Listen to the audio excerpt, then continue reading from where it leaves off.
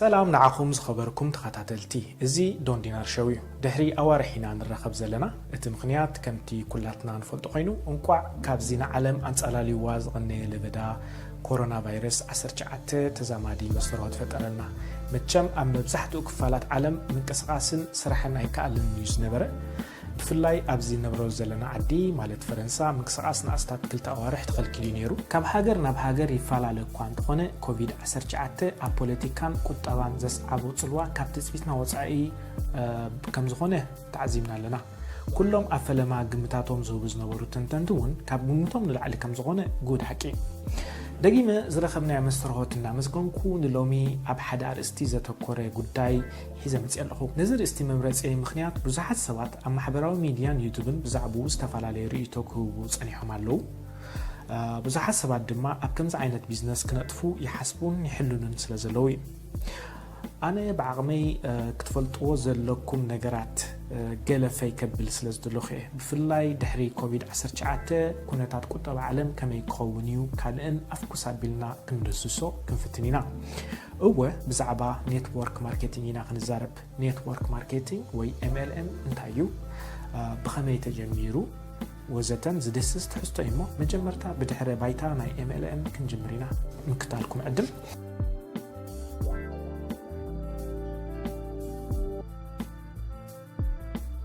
نقحت زدليو قداي عصبات نيتوركينج اسك نمخاخر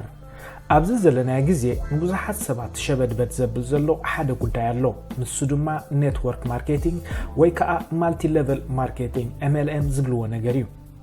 ناي قراط سراح كيدخمكا بخوفكا اتهبتملو مقدلو انابلو كنزغب زحاتنا سبات يلو يخون يوم اما جمرتا انتاي كم انت قبرو كنقروكم هنا حاصرتن طقمتن هيوتكم زلوط تمرتي كنوكم هنا الى يمز جمرو بحصيرو اب حص غزي كتهبتم يخي بزبل تيما ويچرحو ناي كندي سبا قلبو بمسحب ماليا زي بلوم سبات قداي ناي زاشكعلال يخونلو حق نمزراب اذا حرق زياده ناي منا قلبو زي تسحب نموخانو نيتورك ماركتينج ويكا مالتي ليفل ماركتينج MLM انتايو عالم كابت انتي كساب حجة اي تلوقتتن ناي طرحو مساح وي ناي طرحو دراز بحال نجر يلن سيرفيس تقرب جنزب تخفل وي قلوبات تقرب جنزب تخفل كابز وصاي كال لوجيك يلن ابزي زي زغن بخوفكا تبتملو اماراتيتات አሎ بخوفكا تبتملو سرح አሎ እንዳበሉ ብዙሃት ሰባት ክሰብኩ ሰሚዕናን ሪኢናን አለና مالتي ليفل ماركتينج كال اسمو نتورك ماركتينج ويكا ريفرال ماركتينج ويدما بيراميد ماركتينج تبايلي صواع اذا عينت شغط ببزحتو اوان تጨባጥ ንብረት ወይ ዝኾነ አገልግሎት ምሻጥ ብዝተፋላለዩ ኩባንያታት ዝጥቀማሉ አሰራር ሓዩ እዚ ማለት በዚ ሰራር ሓዝ ከተላ ኩባንያ ኩሉ አታዊታተን ብናይ አው ተቆፂሮም ዘይሰርሑን ዶኩመንት ዘይብሎም ወይ ሰራሕተኛታት ዘይኮኑ ይዝውህለል نزوم دومستنياتات زي كونو سرحتنياتات كا بخلت عينت مجدي كم زخفلو يكبر قداماي زخونه نبرت بمشات كاون اشته اجام كم زهلو كال اي مجدي اب تحتيهم بناتهم مجدي زمصو سرحتنياتات ون كابتناتهم شيات نشته اجام كم زرخبو يكبر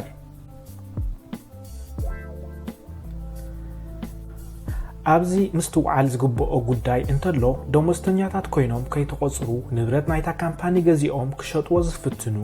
بقليلو كشيت زيكل امنابرا دك سبات فصيمو تدلاينت زيبلو ناي كوسمتيكسن بيلقاتن كريماتن زتحستو فيتامين كتشيت انت داخونكا فيتامينات كتشيت تداخونكا حدا سب كميلا امنكا ناخ سلمنتاي كفارماسي خيدو دغز كاب حدا ولق سب زغز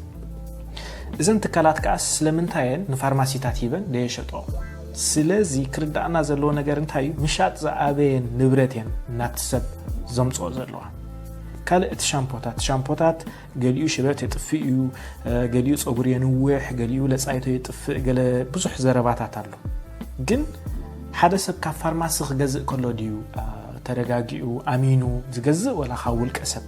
እንታይ ጋራንቲ ከሎ ሻምፖሲ ርእስኻ ፀጉርኻ ቅልጥ ዘብለካ ከውን ኽእል በሓይሊ ስብከት ከከፋፍሉን ወይ ከዓ ክሸጡ ይግደዱ ኣብ ርእሲኡ እውን ካልእ ሰብ ከምኡ ክሰርሕ ይሰብኩን ብጽኑዕ ይልምኑን ከም ሓደ ወንጌል ዝመስል ሰበኻታት ሓደ ታክሲስታ ነይሩ ኣብ ሓፂር ግዜ ሚሊዮነር ኮይኑ ሓደ ከም ዝሰርሕ ነይሩ ሕጂ ሚሊዮነር ኮይኑ ካልእን ዝብል ሰበኻታት ገይረን ማለት እዩ ነዚ ሰብ ከስክርኦ ጀሚረን እስከ ንዘን ኣብ ሕብረተሰብና ዝነጥፋ ዘለዋ ኩባንያታት ንተዓዘበን እዘን ኣብ ከምዚ ተዋፊረን ዘለዋ ትካላት ብዝያዳ ኣብ ኣፍሪቃ ዘለዋ ሃገራት ዝዓረዳ ኮይነን ኣስማተን ብዘይ ምጥቃስ መብዛሕትአን ኣብ ቻይናን ኤስያን ዝመደበረን እየን ኣብዚ ግዜ እዚ ብፍላይ ኣብ ቀርኒ ኣፍሪቃ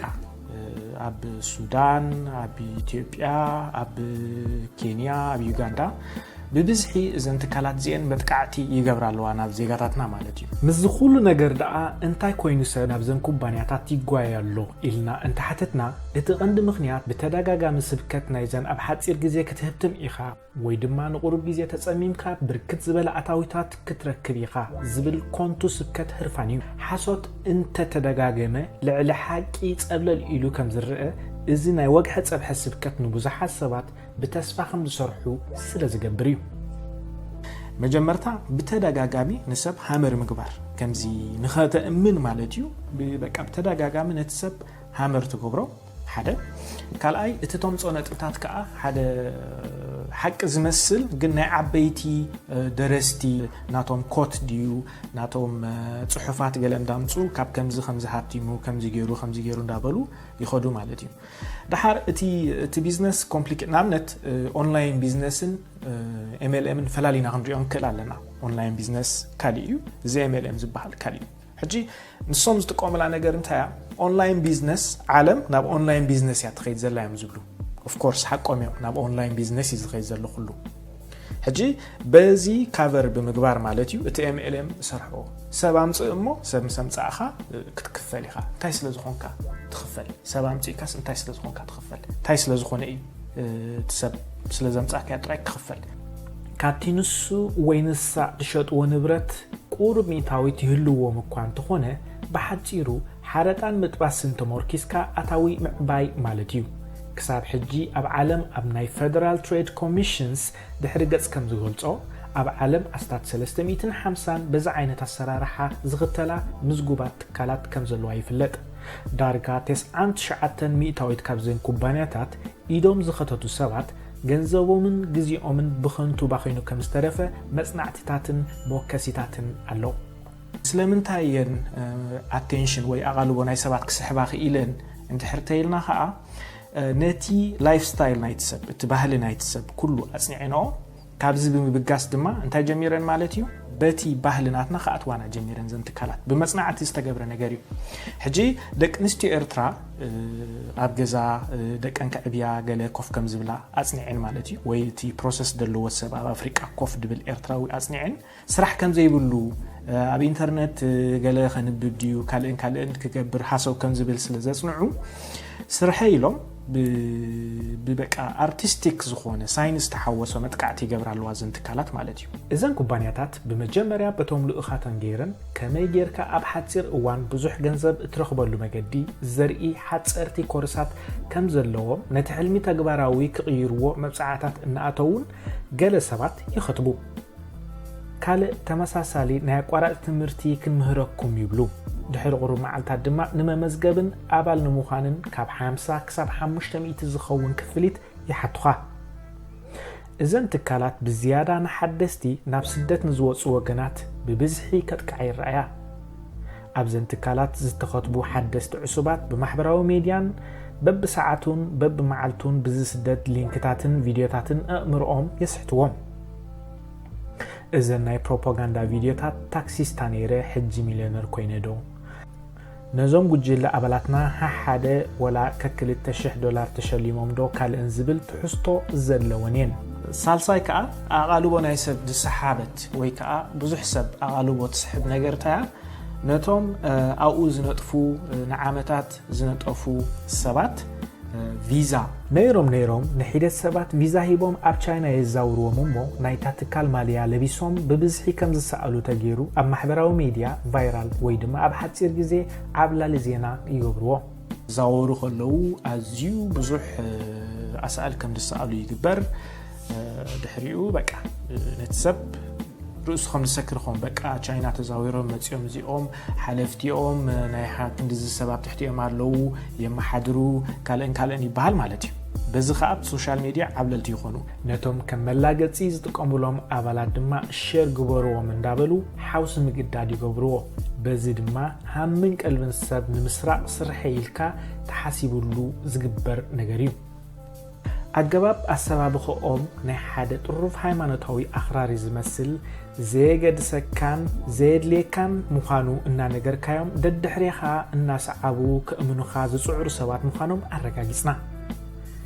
ከም ትዕዝብተይ እዘን ናይ ኤስያ ትካላት ኣብ ኣፍሪቃ ከም ድላየንን ዘሽካዕልላን ዝጻወታን ምኽንያቱ ያዕዝብል ሓይሊ ስለዘየለ ኩሉ ቁማር እዩ በአንጻሩ ኣብ ኤሮፓን ኣሜሪካን ዘለዋ ትካላት ዝሓሸ ሕጋውነት ዝለበሳ ስለ ዝኾና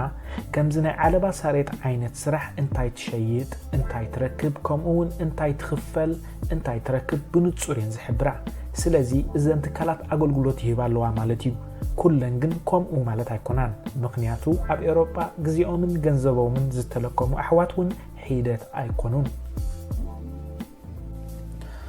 ኣብ MLM ዝነጥፋ ዓበይቲ ትካላት ኣለዋ እንተኾነ ግን ኣብ ዘን ትካላት ናይ ስራሕ ዕድል ንኽትረክብ ኣዝዩ ከቢድ እዩ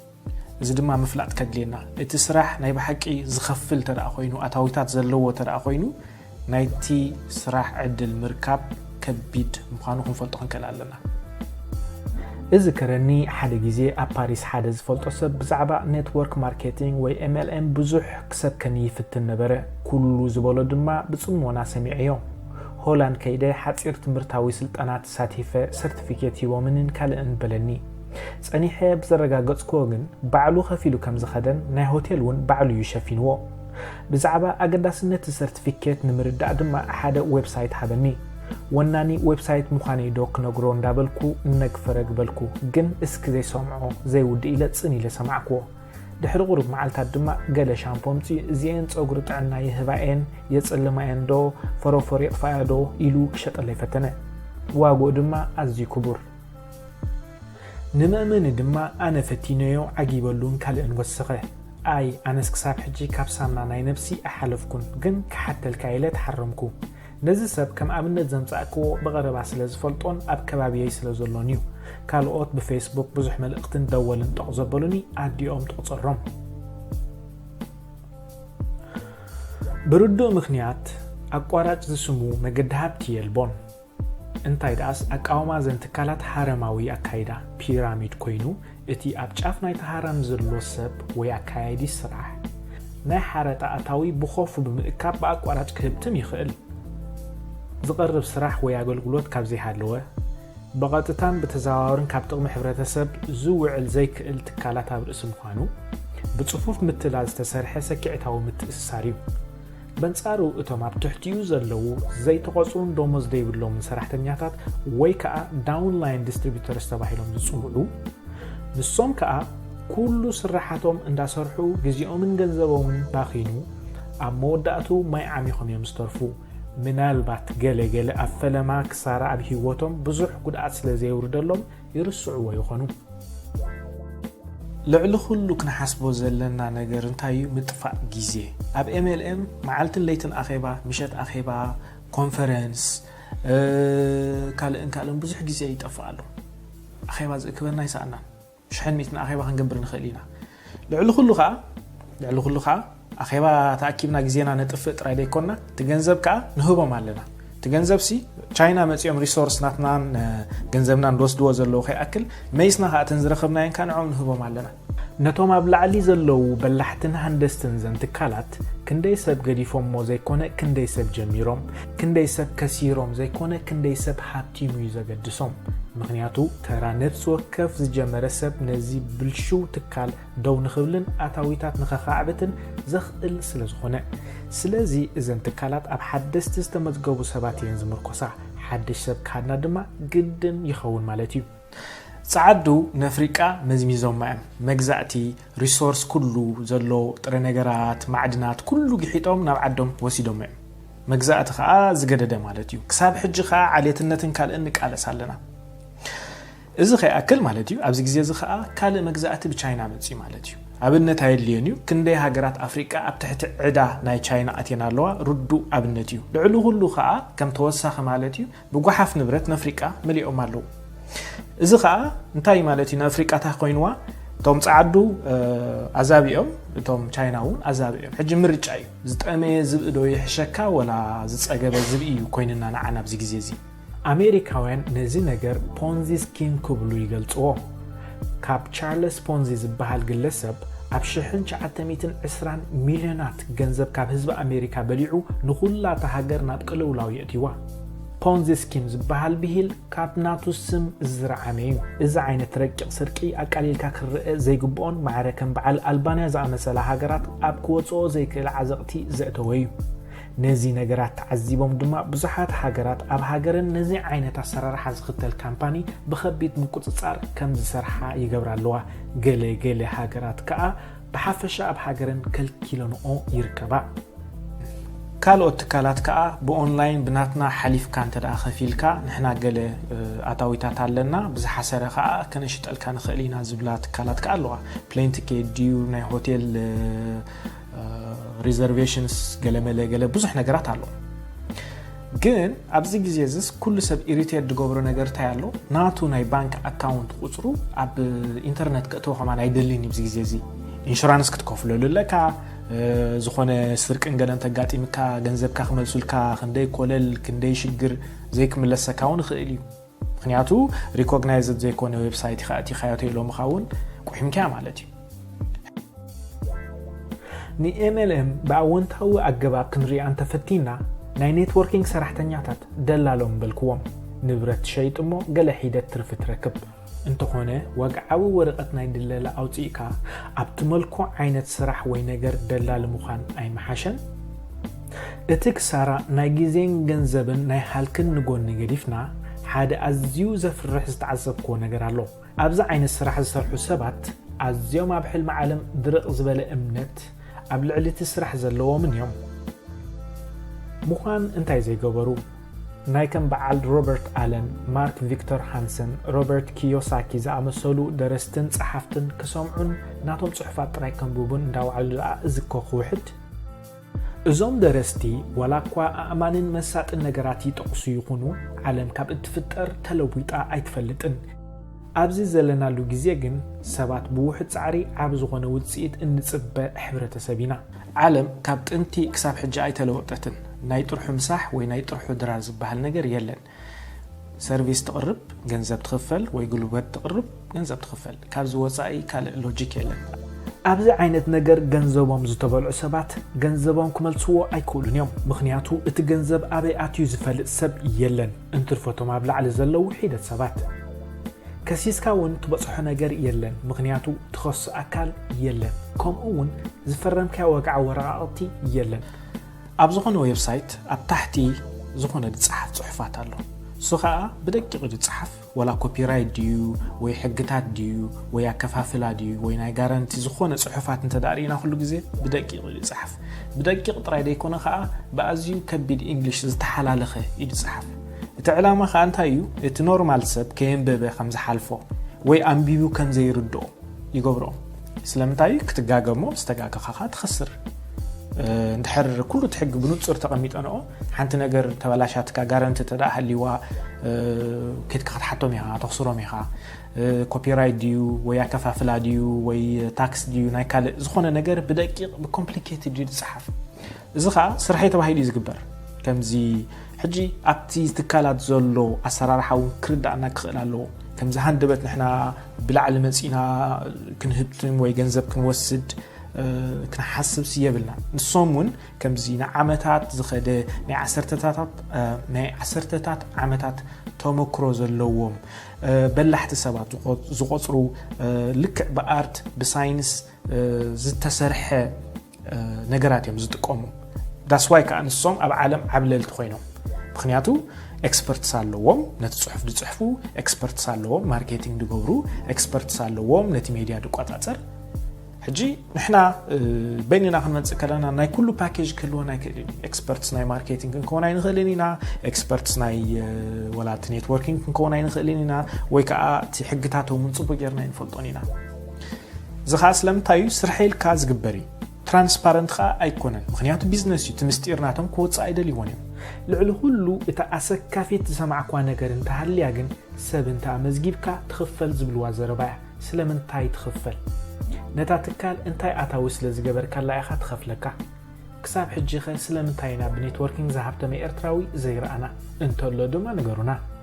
ብዙሓት ሰባት ብዛዕባ እዚ ቢዝነስ ክዛረቡ ሰሚዕካ ኣለኻ ብዙሓት ከዓ ከሲቦም ክበሃል ሰሚዕካ ኣለኻ ብሓቂ ኸ ብዓይንኻ ሪኢኻ ዶ ኣብዚ ግዜ እዚ እዚ ዝግበር ዘሎ ነገራት ብሳይንስን ብኣርትን ተጸኒዑ ብደቂቕ ዝስራሓሉ ነገር ምዃኑ ክርዳእካ ኣለዎ ስለዚ ገበርዎ ኢልካ ብህርፋን ገንዘብካን ግዜኻን ከይተጥፍእ ተጠንቀቕ ዝኾነ ትገብሮ ነገር ብንቕሓትን ኣፍልጦን ግበሮ